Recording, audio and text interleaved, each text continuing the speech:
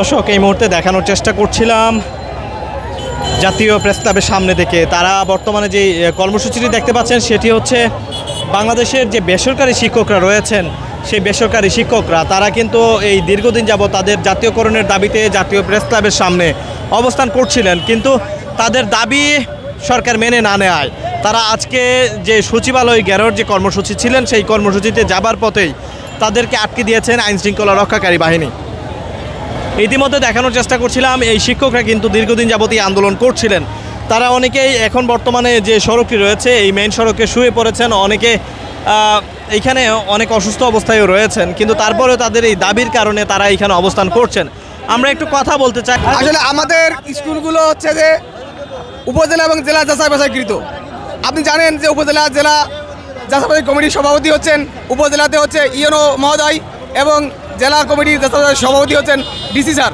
অতএব এই উপজেলা জেলা যাচাই বাছাই কমিটিগুলো যখন মন্ত্রণালয়ে এসেছে তখন আমাদের একটি চিঠি হয়েছিল 18 সালে। সেই চিঠিটি ফেসিড সরকারের সচিবেরা তারা সেটাকে সদুত্তর না দিয়ে বলে আর বেসরকারি স্কুল নাই।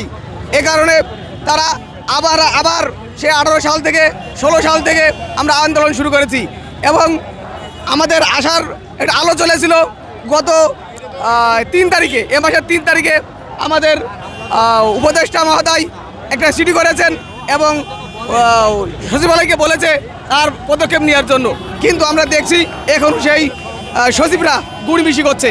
কিন্তু আমরা চাই এটার সমাধান হয়ে যাক, দ্রুততম সময়ের ভিতরে সমাধান হয়ে যাক। এটা অবশ্যই বলবো যেটা ঘৃণিত কাজ, যেটা ফ্যাসিস্ট সরকারের পুলিশেরা করেছিল সেটারই এটা প্রতিচ্ছবি আমরা বলবো এটা। ঠিক আছে, ধন্যবাদ। দর্শক আমি কথা বলছিলাম একজন বেসরকারি প্রাথমিক শিক্ষকের সাথে, তিনি যেমনটি বলছিলেন তারা দীর্ঘদিন যাবত এই যে অবস্থান কর্মসূচি পালন করছিলেন তাদের দাবি নিয়ে। আজকে সেই দাবিটিকে কেন্দ্র করেই যখন এই সরকার তাদের সুরাহাল না করার কারণে তারা আজকে এই দাবিকে কেন্দ্র করে লং মার্চ টু সচিবালয় এমন একটি কর্মসূচিকে নিয়েই তারা সামনে এগিয়ে যাচ্ছিলেন, কিন্তু তারপরেই দেখা যায় আইনশৃঙ্খলা রক্ষাকারী বাহিনী তাদেরকে আটকে দিয়েছে। বর্তমানে কিন্তু সচিবালয় যাবার পথে যে শিক্ষা ভবন রয়েছে সেই শিক্ষা ভবনের সামনে কিন্তু এই প্রাথমিক শিক্ষকরা অবস্থান করছেন। একদিকে শিক্ষকরা, আরেকদিকে আইনশৃঙ্খলা রক্ষাকারী বাহিনী।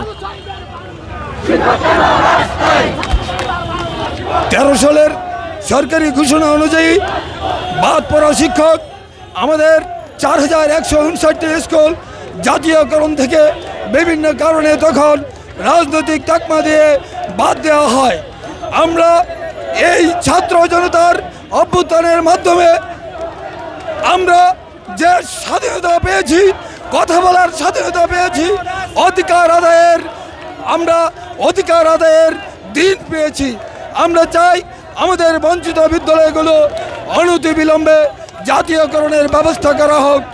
ইতিমধ্যে ডক্টর ইউনূসের বাসভবন থেকে আমাদের জাতীয়করণ বাস্তবায়নের লক্ষ্যে একটি চিঠি, সুপারিশকৃত একটি চিঠি মন্ত্রণালয়ে প্রেরণ করা হয়, কিন্তু অত্যন্ত দুঃখজনক বিষয় 2 সপ্তাহের উপর পেরিয়ে গেলেও এখন পর্যন্ত মন্ত্রণালয় তার কোনো দ্রুত কার্যকরী পদক্ষেপ আমরা লক্ষ্য করতে পারছি না।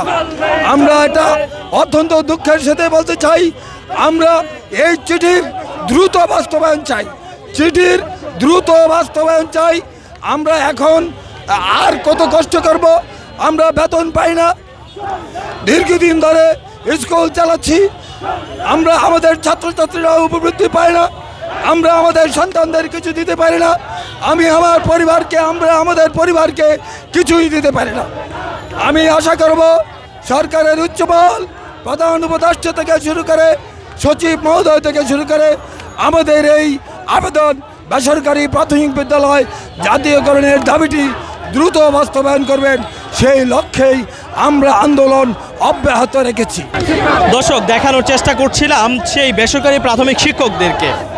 আপনারা নিশ্চয়ই দেখতে পাচ্ছেন একদিকে আইনশৃঙ্খলা রক্ষাকারী বাহিনী, আরেকদিকে শিক্ষকরা রয়েছেন, কিন্তু তারপরেও এই তাদের যে দাবি, দীর্ঘদিনের এই দাবিকে কেন্দ্র করেই কিন্তু জাতীয়করণের দাবিতে তারা আজকে এই অবস্থান করছেন।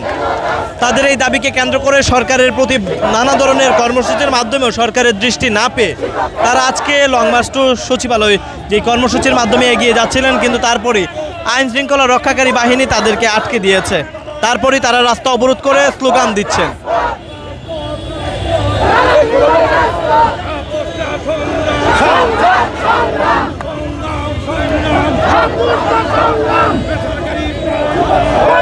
এভাবে তারা দীর্ঘদিন যাবত এই আন্দোলন করছিলেন, কিন্তু তাদের এই আন্দোলনকে সরকার কোনোভাবেই পাত্তা না দিয়ে তাদেরকে বারবার আশ্বাস দেওয়া হয়েছে, এই ধরনেরও কিছু অভিযোগ এই প্রাথমিক শিক্ষকরা বলছিলেন।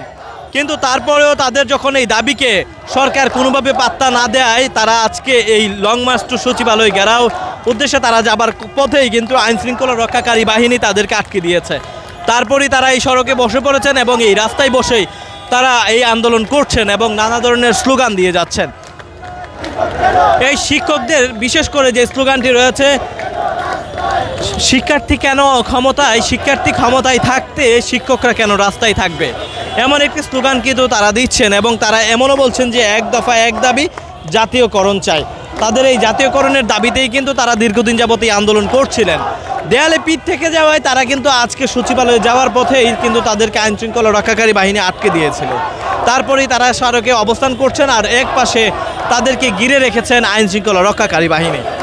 তাদের এই দাবিকে কেন্দ্র করেই কিন্তু বর্তমানে এই উত্তাল হয়ে পড়েছে জাতীয় সচিবালয় কেন্দ্রে বা জাতীয় প্রেস ক্লাবের পুরো এলাকা। দেখানোর চেষ্টা করছিলাম ঠিক সচিবালয়ের যে প্রধান সড়ক রয়েছে এবং জাতীয় প্রেস ক্লাবের সামনে থেকে।